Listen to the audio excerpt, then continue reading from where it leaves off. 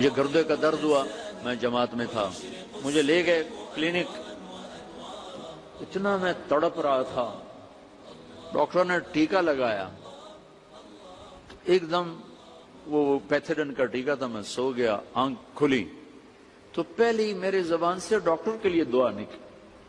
یہ جو دعا ہوتی ہے یہ سیدھی جاتی، دعائیں کروائی نہیں جاتی، دعائیں لی جاتی۔ اگر آپ مریضوں کے ہمدرد بن جاؤ، مجھے رب ذوالجلال کی قسم جو سن رہا ہے، آپ کی 7 پشتوں کو اللہ ضائع نہیں کرے گا، چونکہ جب مریض ہاتھ اٹھا کے دعا کرے گا نا تو تمہارا چھوڑا ہوا پیسہ تمہارے اتنا کام نہیں آئے گا جتنا یہ مریضوں کی دعائیں تمہاری اولاد کے کام آئیں گی۔ وہ جو اندر سے دعا نکلتی ہے دکھی کی، وہ تو عرش کو ہلا دیتی۔ 1990 میں حج میں تھا تو میں 2 عورتیں ملی، بوڑھی بوڑھی، کہنے کہ پترا کھڑی گئی ہیں سانو راہ تلا۔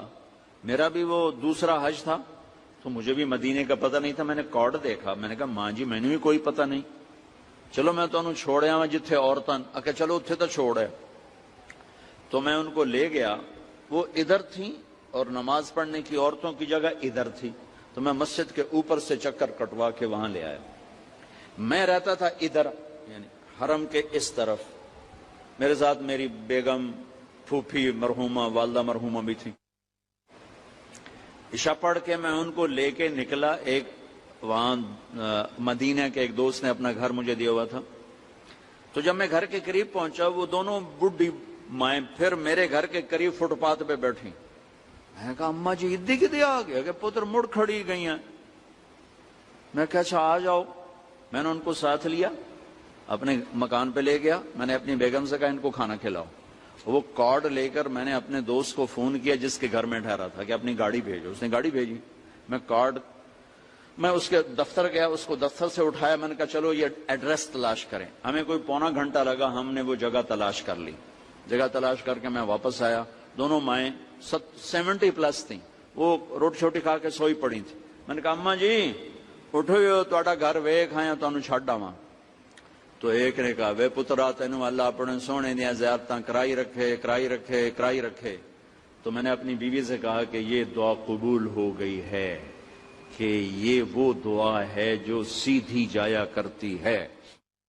1990 سے آج تک صرف 94 کا ناغہ ہے کہ میں انگلینڈ چلا گیا جماعت میں اور میرا حج رہ گیا، ورنہ 90 سے اب تک کسی سال کا ناغہ نہیں۔ ہر سال مصروفیت کے باوجود اللہ کہاں سے کھینچ کے اٹھا کے لے جاتا ہے، وہ ماں کی اس بڈھیا کی دعا ہے۔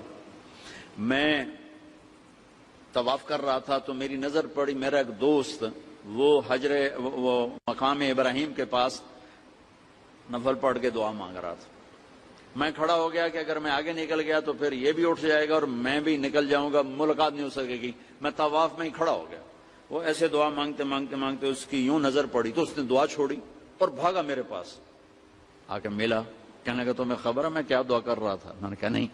کہ میں کہہ رہا تھا یا اللہ وہ اماں کی دعا مولوی طارق جمیل کو لگی ہوئی ہے، وہ حج پہ ضرور آیا ہوگا، ہے کہاں مجھے ملا دے۔ کہا میں یہ دعا کر رہا تھا تیرے اوپر اللہ نظر پڑا۔ تو اللہ کی قسم جو دعائیں آپ لے سکتے ہیں ہم نہیں لے سکتے۔ آپ اپنی جائز محنت لیں، آپ کو حق حاصل ہے، تاجر نہ بنیں۔ تو پھر جو دعائیں آپ کو ملیں گی، آپ کی 7 پشتیں اس کا خزانہ سمیٹیں تو نہیں سمیٹ سکتے۔ یہ قرآن کا دوسرا حصہ ہے کہ لوگوں کے حقوق، جس کو حقوق العباد کہتے ہیں، ایک حقوق اللہ ہے تھوڑے سے، نماز، روزہ، حج، زکوٰۃ، حقوق اللہ ختم ہو گئے۔ حقوق العباد بارش کی قطر ماں کے لیے الگ ہے، باپ کے لیے الگ ہے، بیوی کے لیے الگ ہے، بچوں کے لیے الگ ہے، بھائی کے لیے الگ ہے، بہنوں کے لیے الگ ہے۔ پھر ہمارے معاشرے میں جوائنٹ فیملی سسٹم بہت بڑی نعمت ہے اگر شریعت کا پتہ ہو، اور بہت بڑا عذاب ہے اگر شریعت کا پتہ نہ ہو۔ اور میرا درد یہ ہے کہ میرے معاشرے کو گھر کی زندگی کا دین نہیں آتا، انتہائی امبیلنس معاشرہ ہے۔ ماں باپ کی وجہ سے بیوی پہ زیادتی نہ کرنا، بیوی کی وجہ سے ماں باپ پہ زیادتی نہ کرنا، ہمارے معاشرے میں چاہے ڈاکٹر کا سسرال ہو اور چاہے مولوی کا سسرال ہو، سسرال بے رحم ہے، سسرال ظالم ہے۔ لاکھوں میں کوئی ایک گھر ایسا ملتا ہے جہاں محبت دیکھنے کو ملتی ہے، ورنہ سسرال کا جبر ہے شدید قسم کا۔ اور آنے والی لڑکی اپنی ساس، اپنا سسر، اپنی نندیں، اپنے دیور سب کی نوکر بن کے آتی ہے، تو اس نے بچے کب پالنے ہیں، اس نے بچوں کی تربیت کب کرنی ہے؟ آنے والی لڑکی کے ذمے خامند کی روٹی پکانا بھی نہیں ہے، تو ذمے ہے کیا؟ نسل کو تیار کرنا۔ نسل کب تیار ہوگی؟ جب اس کا ذہن صحیح ہوگا۔ اور کبھی تانا سنا خامند سے، کبھی سنا بھابھی سے، کبھی سنا دیور سے، کبھی سنا نند سے، کبھی سنا ساس سے، کبھی سنا سسر سے، اس مٹی تے سوا بچے پالنے، وہ تو اپنے بچے اٹھا اٹھا کے پھینکے گی۔ اور کتنا حکمت کا بول ہے میرے نبی کا کہ 7 سال تک بس بچے کو پیار دو، نماز بھی نہ کہو، نماز بھی مت کہو۔ 7 سال تک پیار دو، قریب کرو، 7 سال کے بعد نماز کا کہنا شروع کرو۔ ہم 3 سال کی عمر میں بچوں کو نرسری میں چھوڑ کے آ جاتے اور اس کے اندر میں ہم ایک زہر ڈال دیتے ہیں۔ 3 سال کا بچہ کبھی اسکول جانے کے لیے تیار نہیں ہے، اور میں قربان جاؤں اپنے نبی پر، 7 سال تک بس سینے سے لگا کے رکھو، ماں اور بچہ اور باپ بس۔ اب دیکھنا حضرت حاجرہ نے کیا کر کے دکھایا، 6 سال کے بچے کو کہاں پہنچایا، یا ابت افعل ما تؤمر، ابا جی ذبح کرنا ہے، جلدی کر، اللہ اکبر، جلدی کرو، ذبح کرو، فرض۔ 7 برس تک نماز بھی نہ کہو، 10 سال کا ہو جائے پھر نماز کا کہو، پھر نماز 7 سال کی عمر میں نماز کا کہنا شروع کرو، 10 برس کی عمر میں سختی شروع کرو۔ تو کیا کرو، صفات منتقل ہوتی ہیں۔ جب بچہ ماں کی گود میں ہوتا ہے، ماں متوجہ ہوتی ہے، تو صفات منتقل ہوتی ہیں۔ اور جب اس کا ذہن ٹینس ہو، اس نے یہ کہا، اس نے وہ کہا، اس کو روٹی دینی ہے، اس کے کپڑے دھونے، اس کے کپڑے استری کرنے ہیں، تو وہ بچے کو ٹائم کب دے گی؟ تو یہ بہت امبیلنس سا معاشرہ ہے میرے بھائیوں، اس کو سیکھو۔ میں جیسے نماز سیکھتے ہو، نبی کی معاشرت بھی سیکھو کہ آپ نے ایک مسلمان کا گھر کیسا ہونا چاہیے۔ آنے والی لڑکی کا حق ہے اسے الگ گھر لے کر دو، اگر اتنے پیسے نہیں اسے الگ سیٹ اپ بنا کے دو، اس کا باتھ روم ہو، اس کا کچن ہو، اس کا کمرہ ہو۔